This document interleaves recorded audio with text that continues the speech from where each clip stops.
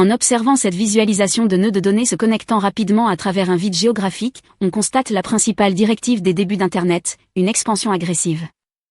En 1969, une organisation gouvernementale appelée ARPA souhaitait un réseau résistant aux attaques militaires. L'objectif n'était pas la sécurité contre les tromperies locales, mais la survie. Pour réaliser ce projet, l'ARPA a envoyé une demande de proposition à Bolt, Beranek et Newman, une société spécialisée en acoustique. Leur tâche consistait à concevoir le tout premier matériel capable de transmettre de manière fiable des messages entre des ordinateurs centraux de grande taille. Examinez attentivement cette plaque d'interface en acier d'origine. Il s'agit du processeur de message d'interface, ou IMP, développé par BBN. Il s'agissait du premier routeur matériel dédié sur l'ARPANET, traduisant le concept théorique de routage des données en une machine physique. Ce plan large d'une installation Univac illustre la réalité de l'informatique à cette époque. Ces machines occupaient des pièces entières. Ils étaient extrêmement isolés. La difficulté logistique considérable que représentait l'échange de données entre deux ordinateurs centraux faisait que l'établissement d'une connexion réussie constituait un véritable triomphe d'ingénierie. Comme il s'agissait de systèmes fermés nécessitant un accès physique strict pour simplement approcher un terminal, les protocoles étaient conçus pour faire implicitement confiance à tout matériel connecté. Si un appareil était connecté au réseau, il était considéré comme autorisé.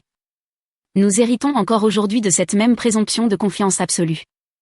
Chaque fois que vous vous connectez à un réseau local, LAN, vous interagissez avec des protocoles conçus pour les environnements fermés et sécurisés des années 1970.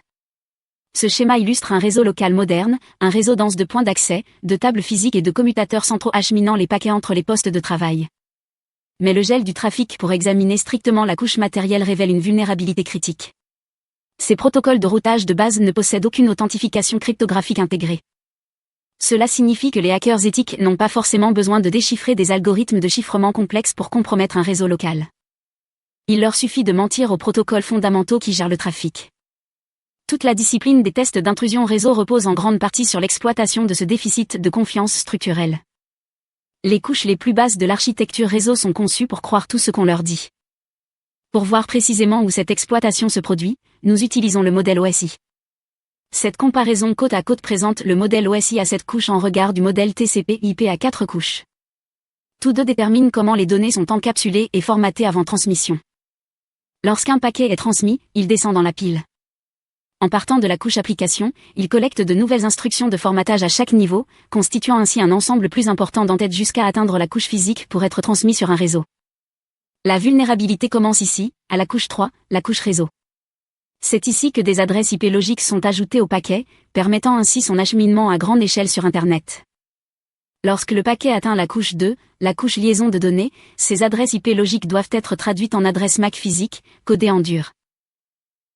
Cela encapsule le paquet IP dans un format que les commutateurs locaux peuvent effectivement traiter.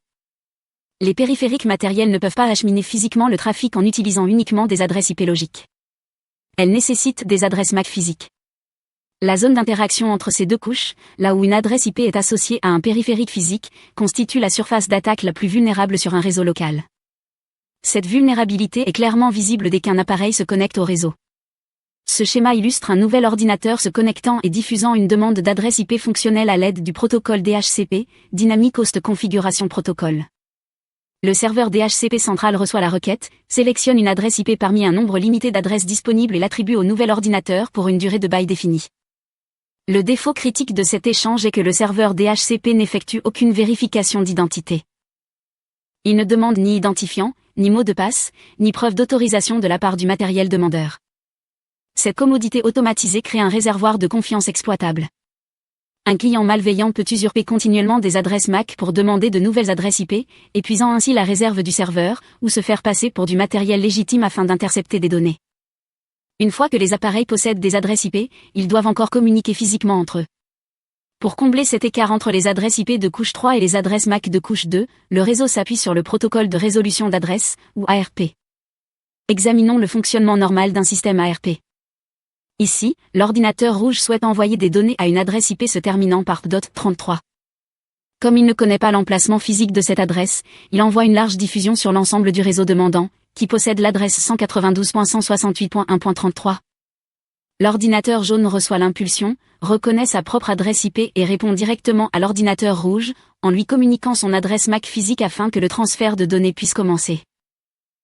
Pour gagner du temps, l'ordinateur rouge met en cache ce mappage dans un répertoire local appelé table ARP. Désormais, tout trafic futur destiné à .33 sera automatiquement acheminé vers cette adresse MAC. Mais ARP fonctionne entièrement sur la base de la confiance. Tout appareil qui demande une adresse MAC fera inconditionnellement confiance à la première réponse qu'il recevra. Il n'existe aucun mécanisme permettant de vérifier que l'ordinateur qui répond dit la vérité. Cette confiance aveugle est précisément ce qui permet à un acteur non autorisé d'intercepter le trafic réseau en direct. Pour revenir à notre schéma de réseau local, un ordinateur bleu malveillant s'est connecté au réseau. Il reste silencieux et surveille le trafic jusqu'à ce qu'il voit l'ordinateur rouge diffuser une requête ARP pour l'ordinateur jaune. Avant que l'ordinateur jaune légitime puisse répondre, l'attaquant envoie une réponse falsifiée à la machine rouge. L'ordinateur bleu ment, prétendant détenir l'adresse IP demandée et fournissant à la place sa propre adresse MAC. L'ordinateur rouge reçoit cette contrefaçon et met immédiatement à jour sa table ARP.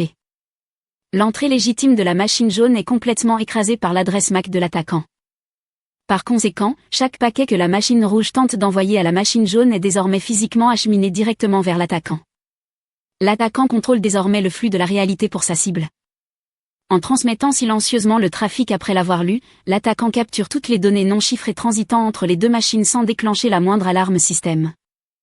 Les administrateurs réseau peuvent observer ces données brutes sur le réseau à l'aide d'utilitaires d'analyse de paquets comme Wireshark, mais repérer l'attaque nécessite de savoir exactement ce qu'il faut rechercher.